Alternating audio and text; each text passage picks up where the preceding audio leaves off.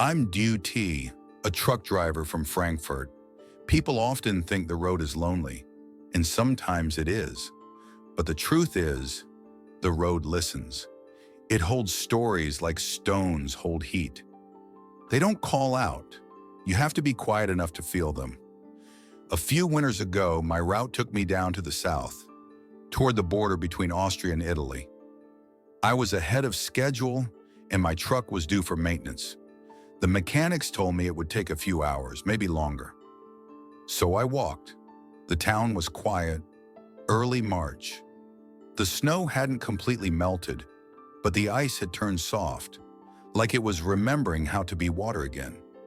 The streets were empty except for a few pensioners and scattered pigeons. Even the train station looked like it had fallen asleep sometime in the 70s and never quite woke up.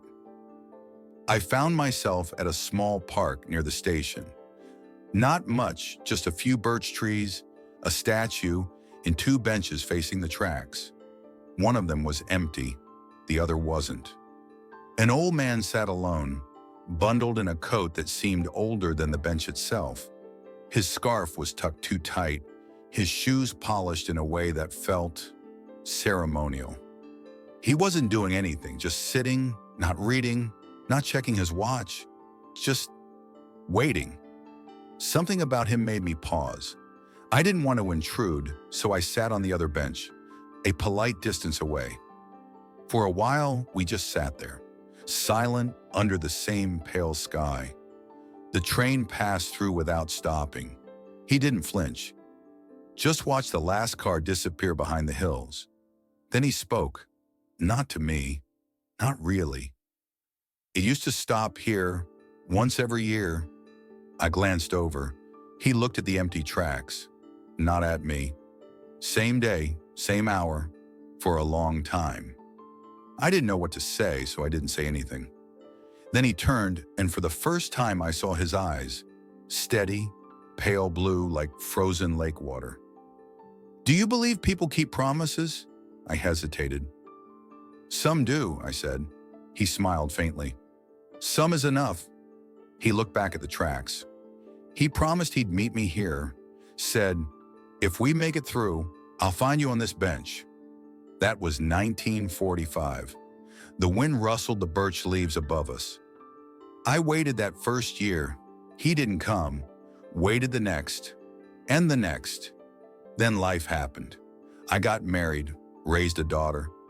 The war turned into movies and history books, and still, he tapped the bench gently. Still I come, every year, same day, same hour. I swallowed. "And if he came back tomorrow?" I asked. "After all this time?" He shrugged. "Then I'd say, 'Took you long enough,' and I'd slide over." He patted the space beside him. The wind had calmed, but in the silence between us, something stirred. A memory older than either of us could carry alone. The old man looked down at his gloved hands, then back toward the horizon where the train had vanished minutes earlier.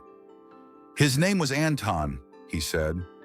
His voice was softer now, not weakened, but carefully measured, like each word was a leaf being placed gently on water. "We were both barely 20, infantry boys somewhere in northern Italy. The war was ending, but no one had told the bullets yet. I didn't move, just listened. We got separated from our unit in the Dolomites. No food, no fire, no maps that made sense. I caught a piece of shrapnel in my leg. Would have bled out in a snowbank if he hadn't pulled me onto his back and dragged me down the mountain." He paused. I could hear the weight of it in his breathing. He didn't speak much, not after the war started. But that night, when he found a shelter, just a hunter's hut with a dirt floor, he looked at me and said, "If we make it through this, meet me here, one day, on this bench." That bench didn't even exist back then, but this spot, this view, he remembered it, said it reminded him of home. I turned slightly. The train tracks curved just beyond the trees, dipping into a valley brushed with mist. Even now it looked like a memory. "I waited the first year," he continued. Then came the telegrams, reunions, weddings, my daughter, life. But every March 3rd I returned, just in case. A light cough escaped him, but he waved it off. I used to bring a bottle of something strong, then flowers, then a book. Now I just bring myself. He reached into the inside pocket of his coat and pulled out a small, worn envelope. The kind that had once been white but now had the tone of old lace. I wrote him, he said, eyes still on the horizon. Only once. Didn't have the courage to send it. He handed it to me. I didn't open it. It felt like something holy. You're not him, he said gently, but you're the first person to sit close enough to hear all this. He looked at me steady. If you ever find yourself south of here, toward Belluno, there's a chance, however small, he may still be. I nodded slowly. I can try. He smiled almost shyly. That's all we can ever do. I didn't leave the bench right away. The envelope felt heavier than it should have, not because of what was inside, but because of what it carried. Years of silence, waiting, and the thin thread of a promise that hadn't broken, even if time had tried. The old man, I still didn't know his name, sat quietly beside me, hands resting on his knees. The sun was shifting now, brushing the tops of the birch trees with silver. Finally, he spoke. If you can't find him, that's all right.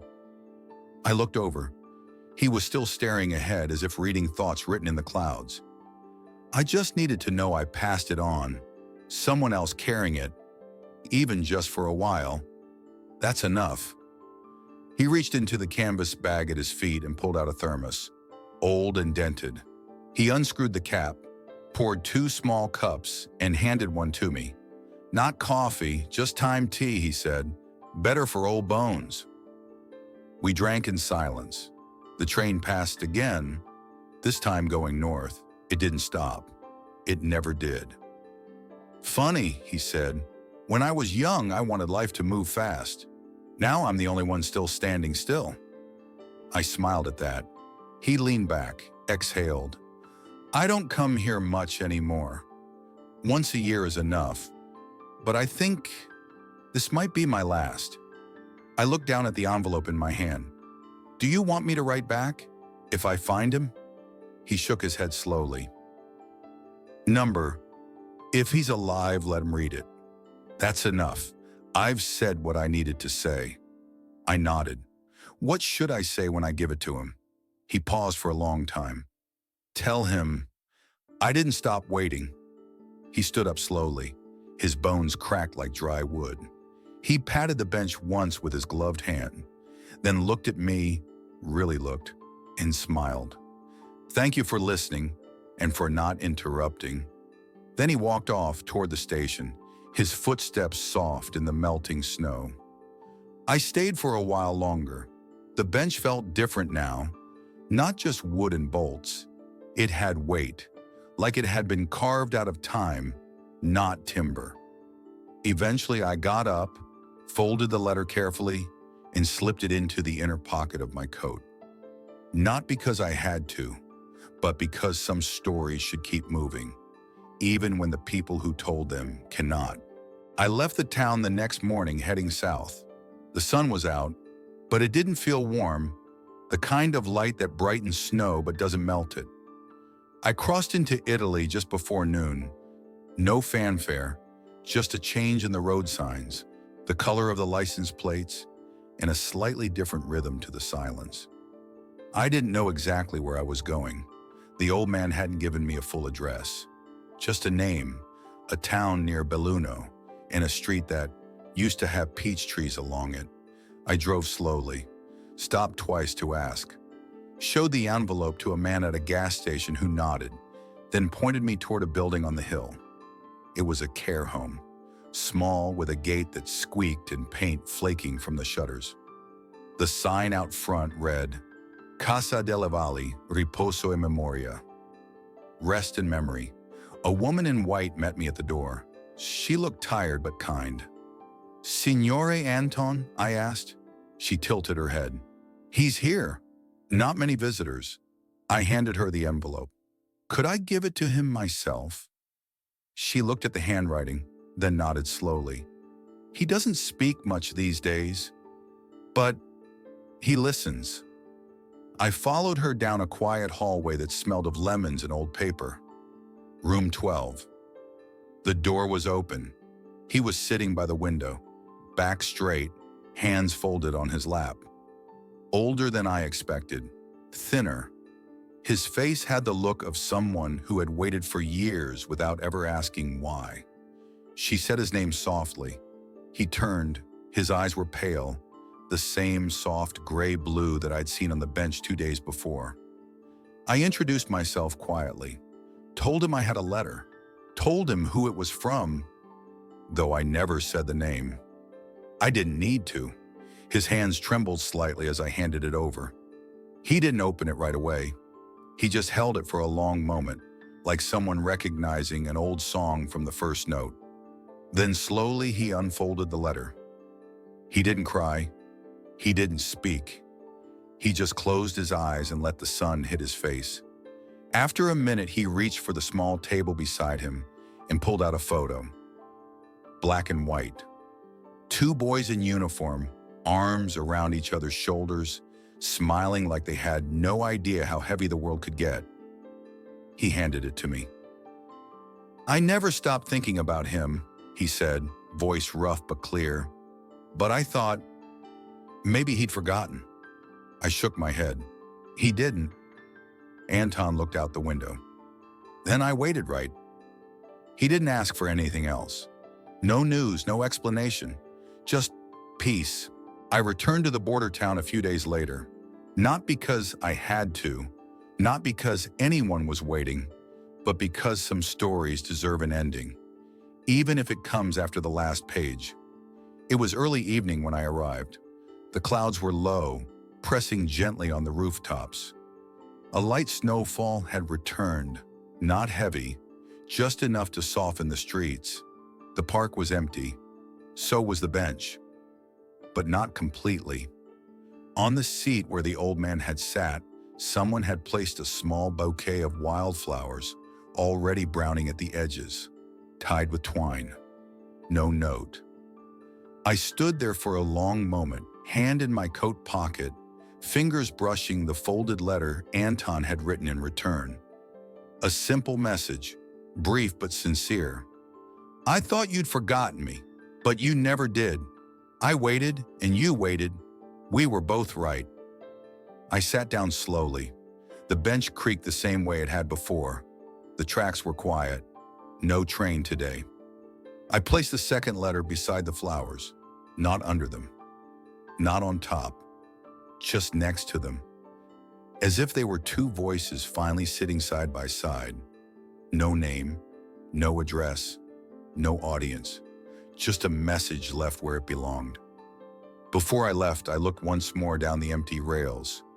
Then I whispered, he waited too. I don't know if anyone ever came back to find that letter, but maybe like the first one, it didn't matter, because sometimes what you leave behind doesn't have to be seen. It just has to stay.